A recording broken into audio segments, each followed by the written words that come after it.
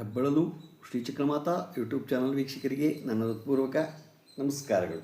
ಸುಭಾಷಿತ: ಮನಸ್ಸು ಶುದ್ಧವಾಗಿದ್ದರೆ ಸೋಲು ಗೆಲುವು ಬದಲಾಗಿ ಬಿಡುತ್ತದೆ, ಇಲ್ಲವಾದರೆ ಗೆದ್ದರೂ ಸೋತಂತೆಯೇ. ಎಷ್ಟು ಚೆನ್ನಾಗಿದೆ ನೋಡಿ. ಮನಸ್ಸು ಶುದ್ಧವಾಗಿರಬೇಕು, ಅಶುದ್ಧವಾಗಿರಬಾರ್ದು. ಗೊತ್ತಾಯ್ತಾ? ನಾವು ಅಶುದ್ಧವಾಗಿದ್ದು ಗೆದ್ದರೂ ಸೋತಂತೆ. ಗೊತ್ತಾಯ್ತಾ? ಈಗ ನಾವು ದಿನಪಂಚಾಂಗಕ್ಕಿಂತ ಮುಂಚೆ ನಾವು ಇವತ್ತು ಪ್ರಜೋತ್ಪತ್ತಿ ನಾಮ ಸಂವತ್ಸರದಲ್ಲಿ ಹುಟ್ಟೋರ್ದು ಸ್ವರೂಪವನ್ನು ನಾವು ಈಗ ತಿಳ್ಕೊಳ್ಳೋಣ.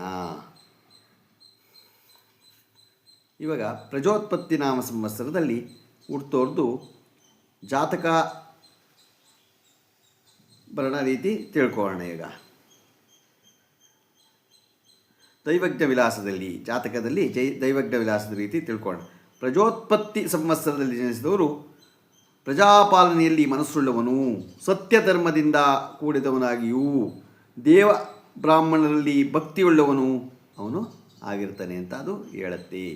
ಈಗ ಜಾತಕಾಭರಣ ರೀತಿ ಅವನು ಹೇಗಿರ್ತಾನೆ?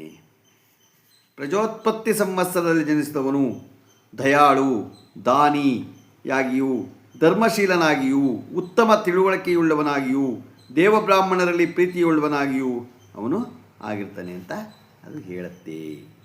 ಯುವನೇಶ್ವರ ರೀತಿ ಹೇಗೆ ಹೇಳುತ್ತೆ ಅದು?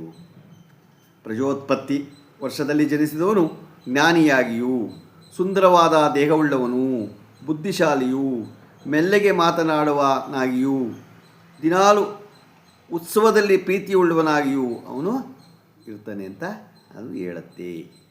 ಈಗ ಮಾನಸ ಸಾಗರ ಪದ್ಧತಿ ರೀತಿ ಏನು ಹೇಳುತ್ತೆ ಅಂತ ನಾವು ತಿಳ್ಕೊಳ್ಳೋಣ.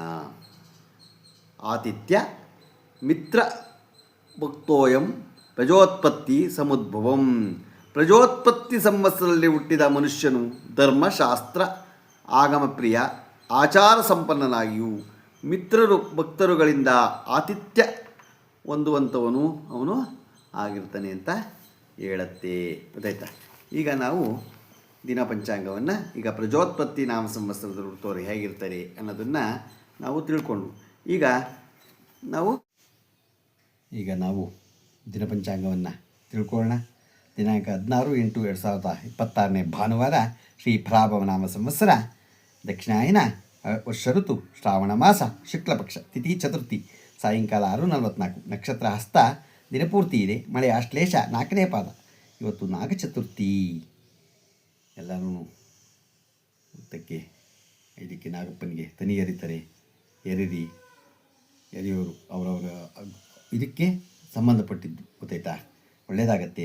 ನಿಮಗೆ ರಾಹುಕಾಲ ಇವತ್ತು 5 ಗಂಟೆ 9 ನಿಮಿಷದಿಂದ 6:42, ಉಳಿಕ ಕಾಲ 3:35ರಿಂದ 5:09, ಯಮಗಂಡ ಕಾಲ 12:27ರಿಂದ 2:1. ಇವತ್ತು ಯಾರು ಹುಟ್ಟುಹಬ್ಬ ಆಚರಣೆ ಮಾಡ್ಕೊತಿದ್ರು, ಮದುವೆಯಾದ ದಂಪತಿಗಳು ವಾರ್ಷಿಕೋತ್ಸವ ಆಚರಣೆ ಮಾಡ್ಕೊತಿರೋರಿಗೆ ನಮ್ಮ ಹೆಬ್ಬಳಲು ಶ್ರೀ ಚಕ್ರಮಾತಾ ಯೂಟ್ಯೂಬ್ ಚಾನಲ್ ಕಡೆಯಿಂದ ಶುಭಕಾಮನೆಗಳನ್ನು ತಿಳಿಸ್ತೀವಿ. ದೇವರವರಿಗೆ ಆಯುಸ್ಸು, ಆರೋಗ್ಯ, ಐಶ್ವರ್ಯ ಎಲ್ಲ ಕೊಟ್ಟು ಕಾಪಾಡಲಿದ್ದೆ ಕೇಳ್ಕೊತೀನಿ. ಇದರಲ್ಲಿ ಏನಾದರೂ ತಪ್ಪುಗಳು ಕಂಡು ಬಂದಲ್ಲಿ ನಾವು ಕಾಮೆಂಟ್ಸ್ ಬಾಕ್ಸ್ಗೆ ಹಾಕಿ ತಪ್ಪುಗಳು ತಿದ್ದುಕೊಳ್ಳೋಕ್ಕೆ ಅವಕಾಶ ಆಗುತ್ತೆ. ನಮಸ್ಕಾರಗಳು.